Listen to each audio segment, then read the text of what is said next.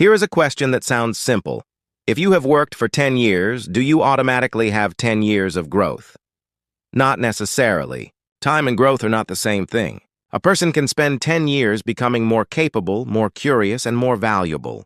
Another person can spend 10 years repeating almost the same year. This video is about that difference. Instead of measuring a career only by years, titles, or company names, we are going to look at something more useful: how deeply your experience is changing you.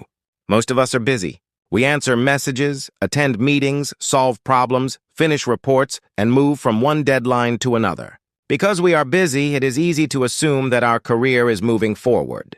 But activity is not the same as development. You can become extremely efficient at a routine and still stop learning.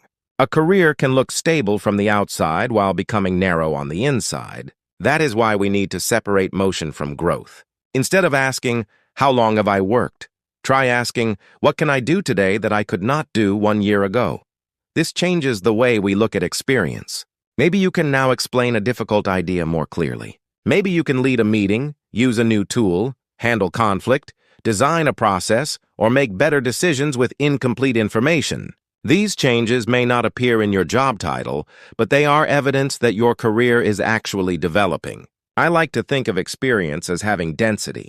Two people may both have 1 year of experience, but the content of that year can be completely different. One person repeats familiar tasks. The other person takes on unfamiliar problems, asks for feedback, studies what went wrong, and tries again. The calendar says both people spent 12 months at work. But the learning inside those 12 months is not equal. Career growth depends less on the amount of time you spend and more on what you do with that time. Repetition has value. It can build speed, accuracy, and confidence. But repetition alone can also become a trap. If the difficulty of your work never changes, your ability may stop expanding. Mastery is not simply doing the same thing for a long time.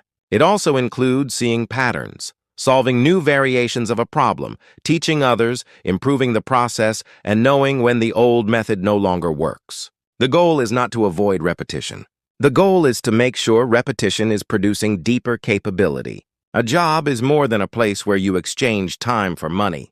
It can also be a learning system. Every project can teach you something about technology, people, customers, communication, judgment, or yourself. The important question is whether you capture that learning. After a difficult project, ask what became easier for you. After a mistake, ask what you would do differently next time.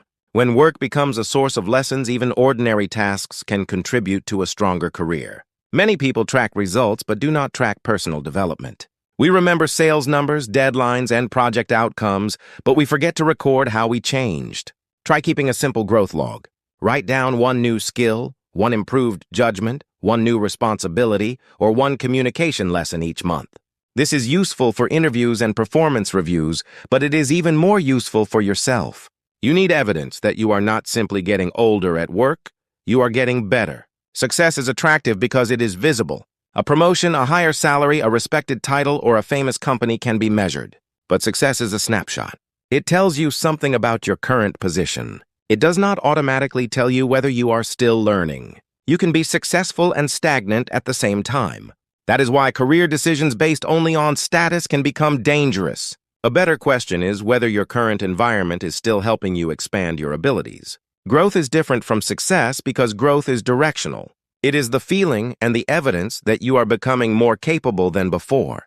That can happen at any level of an organization. You do not need a senior title to grow. You need challenges that stretch you, feedback that corrects you, and enough reflection to understand what the experience is teaching you. When you can see a direction, uncertainty becomes easier to tolerate because you know you are building something. There is another signal worth watching: energy. During a normal week, which activities make you more engaged?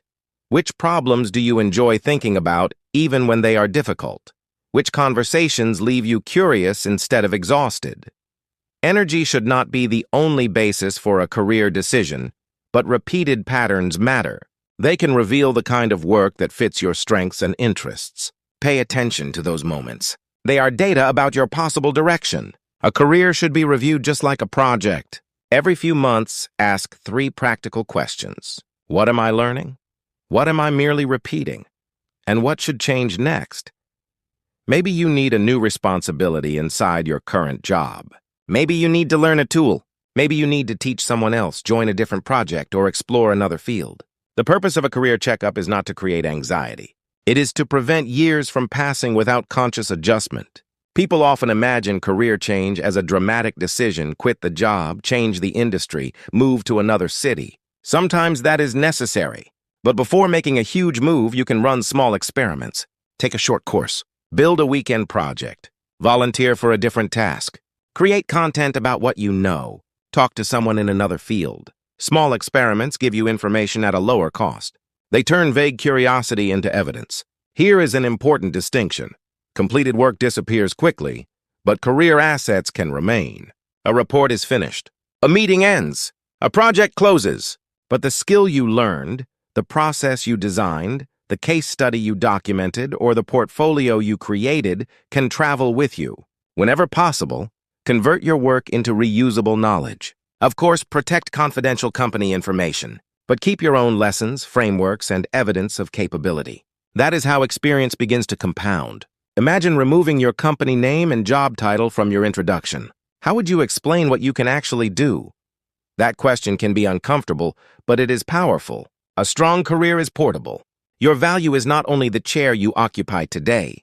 It is your ability to solve problems, communicate, create, analyze, build, lead, repair, teach, or improve something in a new environment. The more clearly you can describe that value, the less dependent your identity becomes on one organization. Take a piece of paper and answer 3 questions. First, why am I doing this work? Your answer does not need to sound impressive. Money, stability, learning, family, independence, contribution. These are all real reasons. Second, where is this work taking me? Look at the direction, not only today's comfort. Third, how do I want to grow next? Choose something concrete. These questions are simple, but asking them regularly can prevent a career from drifting on autopilot. If you feel stuck, try a 30-day reset. Choose one skill that would make your work or future options better. Create one small project that forces you to use that skill. Then record one lesson every week. At the end of 30 days, review the evidence. Did you improve? Did you enjoy the process? Do you want to go deeper? This is more useful than waiting for motivation because action produces information. You learn about the skill, and you also learn about yourself. You do not need a perfect 5-year plan. The world changes too quickly for that. What you do need is a habit of noticing, learning, and adjusting. A good career is not a straight line. It is a series of experiments, corrections, and accumulated capabilities. The danger is not changing direction. The greater danger is repeating the same year again and again without realizing it. Keep the useful parts of your experience, but continue adding new layers. Time will pass whether we think about our career or not. So the goal is not to control every future event.